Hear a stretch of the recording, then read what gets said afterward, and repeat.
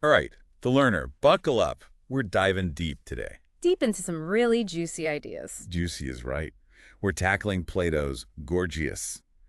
This thing is a gold mine of debates. Oh, it's loaded. All right. We're talking rhetoric, power, ethics. The big questions, really. How to live the best life, you know? Absolutely. And it's all set against the backdrop of ancient Athens. 5th century BC. Think about that intense intellectual battles. Well, the Athenians really valued a sharp mind and a silver tongue. You had to be able to argue your point. Yeah. And these sources we have, they show us how important that was. This was a society in flux, you know? Yeah. New ideas, new ways of thinking. And that's where these figures called sophists come in. Oh, yeah, the sophists. Traveling teachers, basically, teaching people how to argue persuasively. Like rhetoric coaches, right? You could say that. And the whole idea of what's natural versus what's just a human construct, that was up for debate. Huge debate. And we'll see how these ideas actually played out, even in politics and religion. Like the clash between state laws and those unwritten divine laws like we see in Sophocles' Antigone. Right. Heavy stuff. But today, we're laser-focused on Gorgias itself. We're going to unpack those core arguments. Socrates going head-to-head with Gorgias, Polus, and Callicles. Rhetoric, justice, power, pleasure, what really matters in life. Prepare yourself, the learner. Ah. Some of this is going to blow your mind. And it's all still relevant today, believe it or not. Oh, absolutely. So let's start with the main man, Gorgias. He was like the rock star of rhetoric, right? He was the guy, this renowned orator from Leontini, rolls into Athens as an ambassador. And just blows everyone away with his speaking skills. Around 429 BC, people were just in awe of him. The legend goes that he claimed he could answer any question. Talk about confidence. So enter Socrates, who basically decides to put this claim to the test. It's like a showdown, right? Intellectual heavyweight bout. Socrates, always with the sharp questions, starts off by asking, what exactly is this art you practice, Gorgias? Is it just about speaking well? Or do you actually have to know what you're talking about? Right. Is it just hot air, or is there real substance there? Socrates really wants to get to the core of rhetoric. And he's very methodical about it. He starts by comparing oratory to other fields that also use language. Like a doctor explaining a diagnosis. A physical trainer giving you instructions. Even fields like math and astronomy, you've got to communicate your findings. So he's basically saying, lots of people use words, Gorgias. What makes your use of words different? What does oratory do that sets it apart? And this, the learner, is where it gets interesting. Gorgias eventually defines oratory as the skill of creating conviction, especially in legal situations. Or in those big public gatherings where decisions are being made. And its main focus, right and wrong. Persuading people about justice and injustice. Trying to sway their opinions. Now that sounds pretty powerful, right? It is powerful. But Socrates, being Socrates, introduces a crucial distinction here. The difference between actually knowing something and just believing it's true. Does oratory give people true understanding? Or just a belief that something's true, even if they don't really know it? And Gorgias admits that most of the time, oratory produces belief. Not necessarily knowledge. So you could be convinced by a really smooth talker. Even if they're totally wrong about the facts. And this is where it gets kind of scary, right? Because Socrates gives an example at a skilled speaker could potentially persuade a crowd about medical matters. Even though they've never gone to medical school. They could actually out-argue a doctor just by being more eloquent. Imagine that, being swayed by someone with zero expertise just because they're good with words. So the learner, always question what you hear. Don't just be dazzled by fancy rhetoric. Dig deeper. Look for the facts, the evidence. Right. Is this argument based on real knowledge or just clever wordplay? Now, Socrates presses further. He asks whether an orator should have prior knowledge of what's right and wrong. Should they be an ethical expert, so to speak? And Gorgias initially says, well, yeah, maybe they learn these things from me. As part of their training. But Socrates, with that relentless logic of his, he argues that true learning leads to a change in character. If you truly learn what's right, you become righteous. And a righteous person would never even want to do wrong. It goes against their nature. But earlier, Gorgias had said that an orator might misuse their skills, right? Like a boxer who could win any fight but chooses to use their talent for harm. The boxer analogy. Precisely. Just because you're skilled doesn't mean you should use that skill unethically. But Socrates is pointing out a contradiction. If you really understand right and wrong, you wouldn't even be tempted to misuse your skills. It's like he's saying, Gorgias, you can't have it both ways. Either rhetoric teaches true virtue, or it's just a tool that could be used for good or evil. And that's where Polus jumps in. He's been simmering this whole time, getting more and more frustrated. He thinks Socrates is being unfair, trying to trap Gorgias. So he accuses Socrates of deliberately twisting Gorgias's words. And he offers his own definition of oratory, a fine art that brings people gratification. It's more about the immediate pleasure, the enjoyment of a skillful performance. The power of words to move and delight an audience. But Socrates, he's not buying it. He basically says, nope, oratory's not a true art, it's just a knack. Or even a pander, something that aims at pleasing people, but not necessarily for their own good. He compares it to cookery, which makes things taste good, but doesn't necessarily nourish you. Or those beauty treatments, they make you look good on the outside, but They don't make you a better person. Socrates draws this sharp contrast between what he calls true arts and their mere semblances. True arts, like medicine and physical training, they focus on what's truly beneficial for the body. And justice and lawmaking, they aim at the good of the soul.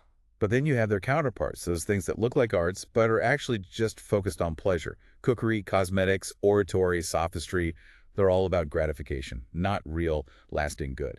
And this distinction is important, the learner, because it raises the question, what are we truly seeking in life? Immediate pleasure. Or something deeper, something more meaningful. Socrates is arguing that true arts are concerned with our well-being, even if it's not always fun and games. Whereas those knacks, they might feel good in the moment. But they can actually harm us in the long run. Polus, he wants to shift the focus to power. He argues that orders and tyrants, they have the ultimate power. Because they can do whatever they please. Kill, banish, take whatever they want. No consequences. A very raw, almost cynical view of power. But Socrates challenges this head on. He says, hold on, doing whatever you want without wisdom, that's not true power. Because you might be making choices that ultimately harm you. He makes this really interesting argument that tyrants, they actually don't do what they truly want. They do what they think is best based on their limited understanding. So their desires are actually shaped by their ignorance. They're not truly free. Think about that, the learner. Are we ever truly free if our choices are based on a flawed understanding of the world? Deep, right. And then they get into this whole debate about Callicles of Macedon. This guy was a tyrant who seized power through some pretty brutal means, including murder. And Polus holds him up as an example of a successful and therefore happy person. He's basically saying, look, Socrates, this guy did terrible things and now he's on top. What do you say to that? But Socrates refuses to judge Callicles' happiness based solely on his worldly success. He says true happiness comes from righteousness and education, from the state of your soul. You can't just look at someone's outward circumstances and declare them happy. You have to consider their moral character, their inner life. And then comes this really bold statement from Socrates. It's worse to do wrong than to suffer wrong. Now that's a controversial idea. Polus vehemently disagrees. He's like, come on, Socrates, how can you possibly say that? It seems counterintuitive, right? Most people would rather be the victim than the perpetrator. But Socrates, he lays out his reasoning. He talks about what's shameful and what's fine. He argues that doing wrong is more shameful than being wrong. And shame, he says, is either painful or harmful. And since doing wrong isn't necessarily more physically painful, it must be more harmful to the person who does it. It corrupts their soul. He even argues that a wrongdoer who escapes punishment is actually more miserable in the long run. Because punishment, in a way, is like a purification. It helps to cleanse the soul of its wrongdoing. So avoiding punishment might seem like a good thing in the moment. But it actually allows that inner corruption to fester. It's like leaving a wound untreated, right? Yeah. It might not hurt as much at first, but it's going to cause more problems down the line. And that's where Callicles enters the scene. He's been listening to this whole exchange, and he is not happy. Callicles is like, what in the world are you two talking about? This is utter nonsense. He sees Socrates' arguments as completely backwards, totally contrary to nature and common sense. He's much more forceful than Polus, much more dismissive. He introduces this key distinction, the learner, between nature, physis, and human-made law, nomos. Physis is what's natural, inherent. Nomos is what we humans come up with, rules, customs, laws. And Callicles is basically saying, look, nature dictates that the strong rule over the weak. The more capable individual should have more power, more resources. He uses examples like Xerxes invading Greece. Or the mythical Heracles taking Geryone's cattle without asking. He's saying that's natural. It's the law of the jungle. And Callicles, he doesn't have much patience for philosophy. He thinks it's fine for young people to dabble in it, but If you spend too much time in that world of abstract ideas, you become disconnected from reality, from the practical matters of life, it's like a grown man who still talks like a baby. or plays childish games when he should be out there engaging with the world.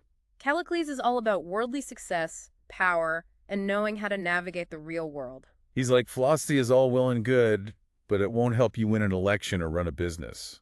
In Callicles, he's a hedonist. He believes that pleasure is the ultimate good. He argues that luxury, excess, living it up, that's true happiness. As long as you have the power to back it up, of course. And he sees conventional morality as just a way for the weak to hold the strong back. It's like a conspiracy to keep the truly powerful from enjoying life to the fullest. Now Socrates, he starts picking apart this idea.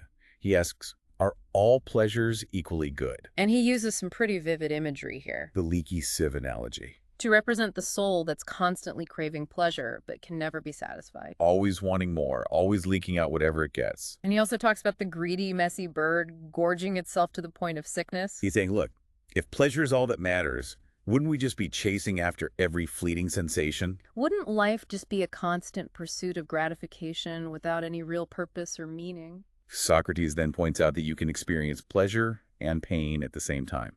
Like when you scratch an itch, there's both a sense of relief and a bit of irritation. But good and bad are opposites, right? They can't coexist in the same way. So how can pleasure and good be the same thing if they behave so differently? Also, pleasures and pains, they tend to end together. Like when you're hungry, the pain of hunger goes away when you eat and experience the pleasure of a full stomach. But good and evil, they don't necessarily have that same neat ending. Their effects can linger long after the initial experience. And this forces Callicles to admit that, yeah, okay, maybe some pleasures are better than others. There's got to be a way to distinguish them. So it's not just about the intensity of the pleasure, but also about its quality. Which implies that there's some kind of knowledge or expertise involved in making those judgments? You can't just blindly chase after every pleasurable sensation. You have to think about what's truly good for you. And this brings Socrates back to that earlier distinction between those arts aimed at pleasure. Like cookery or rhetoric, as Callicles sees it. Versus those aimed at the good, like medicine or true statesmanship. He then throws down a challenge. Can Callicles name a single politician, past or present? Who genuinely made the citizens better people, morally better? He brings up famous leaders like Themistocles, Cimon, Miltiades, Pericles. All considered successful in their time. But Socrates points out, they all faced opposition, exile, condemnation. They weren't exactly beloved by everyone. So, were they really good leaders in the truest sense? Leaders who improved the moral character of the people they led? It's a tough question. Socrates is implying that true political leadership is like medicine for the soul. It should aim to make people better, not just pander to their desires or win popularity contests. And he highlights this absurdity, leaders who claim to do good for the state. But then complain when they're treated unfairly by that same state. Like, I made you good and now you're being mean to me. He compares them to those sophists who teach virtue. But then whine when their students cheat them. Like, come on, guys, practice what you preach. And this, the learner, is where Socrates takes a turn. He shifts gears from purely logical arguments To what he calls a logos. an account, a story But one that he believes to be true. about the afterlife and divine judgment. It's a pretty dramatic shift. So, the myth of the afterlife. Socrates lays it out. Death is the separation of the body and soul. And each part retains the characteristics it had in life. Meaning your soul, stripped of all these earthly trappings. Your wealth, your status, your physical appearance. That's what gets judged. And there are these judges, Rhadamanthus, Aeacus, and Minos. They assess your soul based on its true nature. And if you've lived a life of injustice. So there's punishment in the afterlife, in Hades. But it's not just about retribution, it's also a warning to others. Like, don't end up like Tantalus, Sisyphus, or Tydeus. These figures from mythology, powerful figures who did terrible things. Now they're suffering eternal torment. But the righteous, they're rewarded. And off to the isles of the blessed they go. So what's the takeaway here, Socrates? What's the point of this whole myth? Avoid doing wrong, even more than you avoid being wronged. Focus on the reality of goodness, not just putting on a good show. Because your actions, in the end, have lasting consequences. Maybe even eternal ones. It's a powerful way to end the dialogue. Even if you seem to get away with injustice in this life. There's a higher judgment awaiting you. So, the learner. What hits home for you? We've gone deep into Plato's Gorgias. Explored rhetoric, power, happiness, pleasure versus good. And Socrates, with his relentless questioning, challenging those big names in Athenian society. It makes you think, doesn't it? In our world, overflowing with information. How do we separate the persuasive but empty rhetoric from the genuine stuff? What does it really mean for a leader to act for the good of others? And ultimately, what kind of life leads to true fulfillment? And Gorgias gives us a framework, a way to think about these timeless questions. It might even spark your curiosity to explore other Socratic dialogues. Or dive deeper into that fascinating world of the sophists in ancient Athens. Whatever path you choose, the learner, keep questioning, keep seeking. Because these ideas, they matter, even after all these centuries. They really do.